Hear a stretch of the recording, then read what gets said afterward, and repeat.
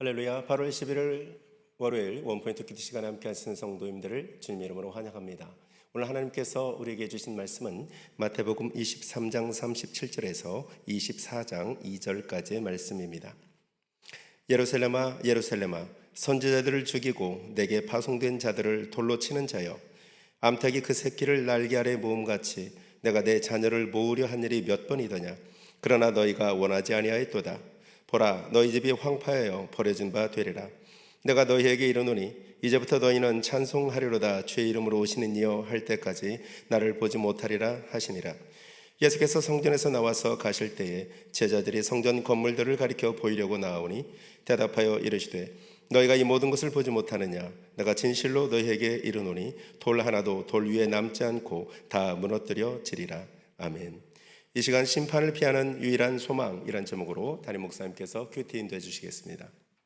할렐루야. 자, 오늘도 8월 11일 복된 월요일을 여러분 복되게 시작합니다. 이 월요일 날 주신 말씀은 우리 마태복음 후반부를 향하여 가고 있습니다. 우리는 구약 예레미야서와 신약 마태복음은 묘하게도 구약의 모든 말씀은 연결되어 있어요. 자, 오늘날 여러분 성경의 정경성을 흔드는 수많은 이단 사상들이 많이 있습니다. 심지어 하므라비의 법전이나 길가메시 서사시나 성경보다 훨씬 오래전에 있었고 성경이 그것을 카피한 거 아니냐, 이렇게 주장하는 분들이 간혹 있습니다만은 하나님의 말씀은 그렇게 녹록하지 않습니다.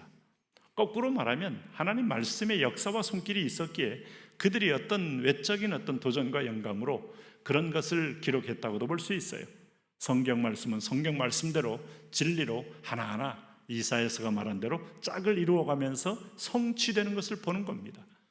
역사에 여러분 보이지 않는 힘, 보이지 않는 손길, 무섭지 않습니까 여러분? 여러 개의 손길이 있는 게 아닙니다. 전능자 한 분만이 그 역사를 이루어가고 있습니다. 오늘은 그런 면에서 마태복음 23장 37절에서 24장 2절까지 여러분 한 문단으로 함께 묵상하는데, 오늘 예수님의 탄식이 나옵니다. 특별히 37절에 예루살렘아 예루살렘아 선지자들을 죽이고 내게 파송된 자들을 돌로 치는 자여, 암탉이 그 새끼를 날개 아래에 모음같이 내가 내 자녀를 모으려 한 일이 몇 번이더냐. 그러나 너희가 원하지 아니하였도다. 하나님께서 오늘 이스라엘 백성들을 향하여 이렇게 암탉이 새끼를 품는 것으로 비유하고 있어요. 여러분, 암탉이 새끼를 품을 때 거기서 새로운 어미 품의 따뜻함과 안전이 보장돼요. 암탉을 노리는 것은 여러분 때로는 오소리도 있고 때로는 또 여러분 뱀도 있고 다양합니다. 그럴 때 어미는 자녀를 딱 품에 안고 따뜻한 온기로 찬바람으로부터 막아주고 뱀이나 각종 오소리나 공격하는 존재들에게 막아주면서 적이 들어올 때 목숨을 걸고 싸우는 거죠. 그 품이 가장 안전하다고 믿어야 하는데, 그러나 이 자녀들이 이 품 말고 다른 품을 찾으면서 어머니 품을 훌훌 나왔다 이겁니다. 그래서 누구 품에 들어갔던 거예요? 우상, 마귀, 바알의 품, 이세벨의 품. 그래서 그러나 너희가 원하지 아니하였도다. 이게 이스라엘 백성의 역사였습니다. 자, 우리가 지리하게 보고 있는 이스라엘 백성의 역사, 특별히 사사기에 이 돌아가는 이 구조 중에 보면은 여호와께 떠났다가 하나님의 징벌을 받고 다시 부르짖으면 하나님이 다시 사사를 세워 대적을 물리치게 하고 평강을 주다가 다시 여호와를 떠나면 하나님이 다시 이방 민족을 들어치게 하면 다시 아파서 울부짖으면 다시 또 다른 사사를 세워 하나님이 지키고 보호하는 역사, 이게 7번이나 반복되는 이 소위 말하는 이 사이클, 죄악의 사이클, 옛적으로 돌아가는 사이클, 이게 바로 사사기 역사 아니에요? 놀라운 것은 이 사사기 역사는 사사기 끝나지 않고 이스라엘 전체 역사의 한 부분입니다. 그래서 인간이 연약한 존재예요.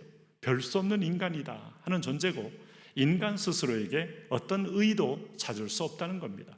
이것도 하나님이 우리에게 은혜를 부어줘야 우리가 돌아갈 수가 있어요.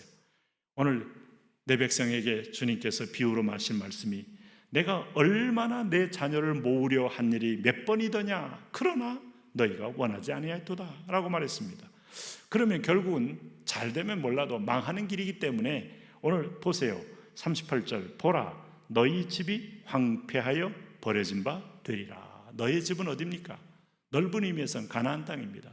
좁은 의미에서는 예루살렘 성입니다. 그 성 안에 있는 성전이 이스라엘 백성의 생명의 DNA예요. 모든 회중은 그 성전에 와서 제사장을 대표로 보내서 하나님을 만나는 거예요. 지상에서 어떤 민족도 어떤 존재도 하나님을 만날 수 있는 특권을 받은 민족은 없어요. 하나님 만났다는 것은 엄청난 사건입니다. 그런데 그것이 무너지고 나니 다른 우상을 따라갔으니 그 성전이 황폐해졌다 이겁니다. 여러분, 이게 얼마나 참 큰 저주인지 몰라요. 네? 그랬을 때 39절에 내가 너에게 이르노니 이제부터 너희는 찬송하리로다. 주의 이름으로 오시느니 할 때까지 나를 보지 못하리라. 재림 때까지 주님을 제대로 보지 못한다. 이스라엘은 처음으로 받은 복음을 거절함으로 복음이 이방 땅을 향하여 갔다고 오늘 사도 바울이 말하지 않았습니까? 이방 땅을 향하여 가는데 그것이 복음이 서진을 해서 유럽을 거쳐 오늘 아메리카를 거쳐 남미를 거쳐 아프리카를 거쳐 아시아 땅에 와서 다시 중앙아시아의 이 이슬람을 또 통과해서 다시 유대 땅까지 가기 위해서는 마지막 재림의 남은 시간까지 그들은 이 엄청난 주의 이름으로 오신 그 일을 볼 수 만날 수 없는 그런 가장 늦게 불림받은 족속이 되는 거예요. 성경 말씀이 이루어지는 것이 놀랍지 않아요? 네.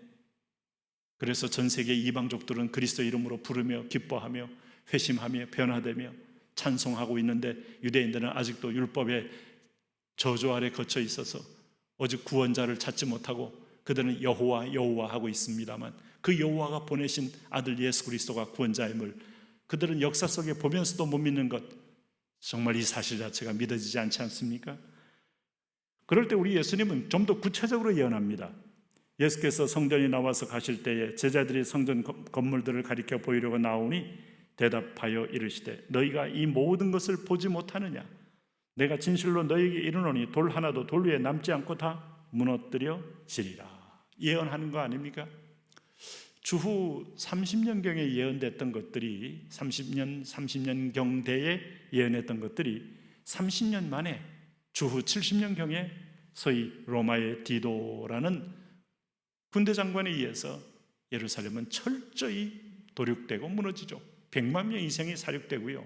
거기에 완전히 포위함으로 굶어 죽기도 하고요. 그 성 안에서 사람을 잡아먹는 일도 벌어지고요. 더군다나 유대인들이 그들의 황금들을 성벽 돌에 숨겼다는 그런 소문이 돌면서 이 디도 장군은 유대인들과 군인을 총동원해서 성벽을 깨뜨리고 정으로 쪼아가면서 금을 찾게 혈안이 되었기에 정말 성벽에 돌 하나도 돌 위에 남지 않을 만큼 완전히 무너진 상태. 너무 완벽하게 이루어지니까 무섭지 않습니까? 예수 그리스도의 예언 정말도 이렇게 올 겁니다. 내가 다시 너희가 본듯 그대로 오리라 하는 역사 앞에 우리는 서 있어요.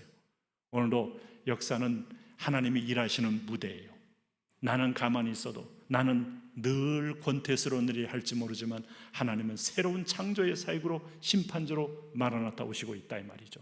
그걸 위하여 우리는 주님 앞에 내어놓을 열매가 있는 상급이 있는 삶이 되기 위하여 오늘도 믿음의 삶을 사는 겁니다. 오늘도 이 삶에서 실패하지 마시고 역사를 성취하고 이루시는 그분 앞에 의의 면류관을 받을 수 있는 복된 신자가 되시기를 축복합니다. 하나님, 오늘도 주님 앞에 서서 주님이 기뻐하는 믿음의 삶, 믿음의 열매, 믿음의 행위들을 해나갈 수 있도록 인도하여 주옵소서. 예수님 이름으로 기도합니다. 아멘.